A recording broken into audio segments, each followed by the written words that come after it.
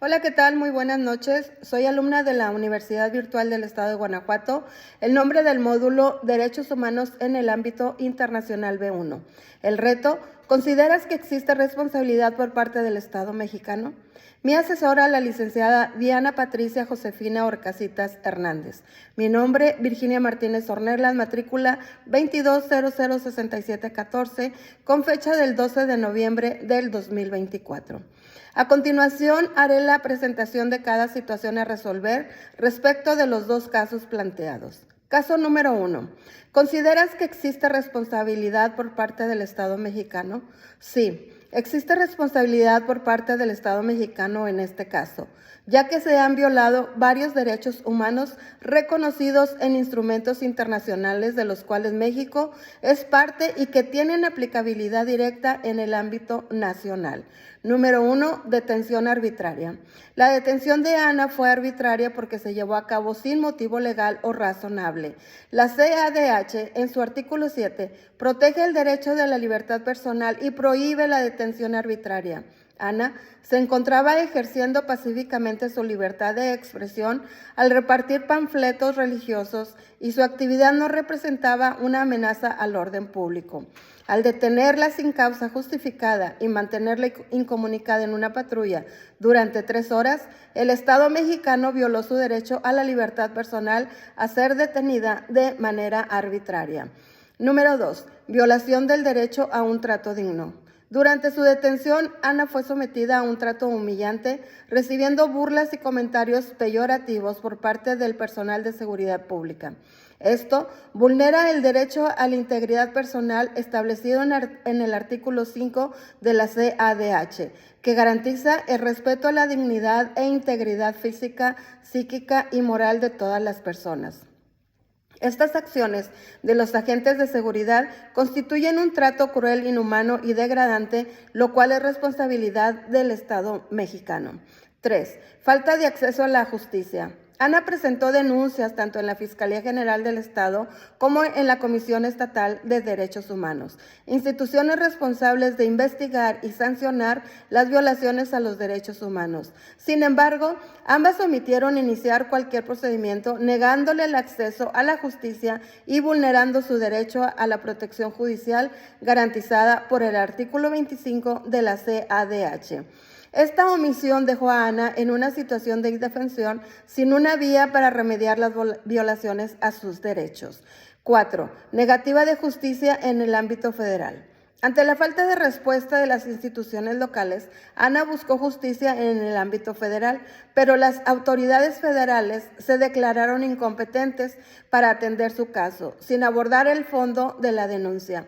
Esta negativa a ejercer la competencia agravó la falta de acceso a la justicia y negó a Ana sin protección judicial. El artículo 25 de la CADH garantiza el derecho a un recurso efectivo que permite a las personas defenderse de actos violatorios de sus derechos humanos, y la omisión de las autoridades federales representaba una falla del Estado mexicano en su obligación de garantizar dicho recurso.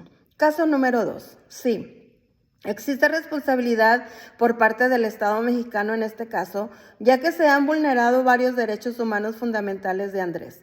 De acuerdo con las normas internacionales de derechos humanos, específicamente la Convención Americana sobre Derechos Humanos, CADH, de la cual México es parte. Número 1. Violación del derecho a la libertad personal y la prohibición a la detención arbitraria. El artículo 7 de la CADH garantiza el derecho a la libertad personal y prohíbe las detenciones arbitrarias. Andrés fue detenido por un decreto que no tomó en cuenta su situación de vulnerabilidad, pues al ser una persona en situación de calle, carecía de domicilio donde pudiera cumplir con el confinamiento. Su detención no se basó en una evaluación de su contexto, sino en una interpretación rígida del decreto, lo que constituye una detención arbitraria que vulnera el derecho de Andrés a la libertad personal. 2.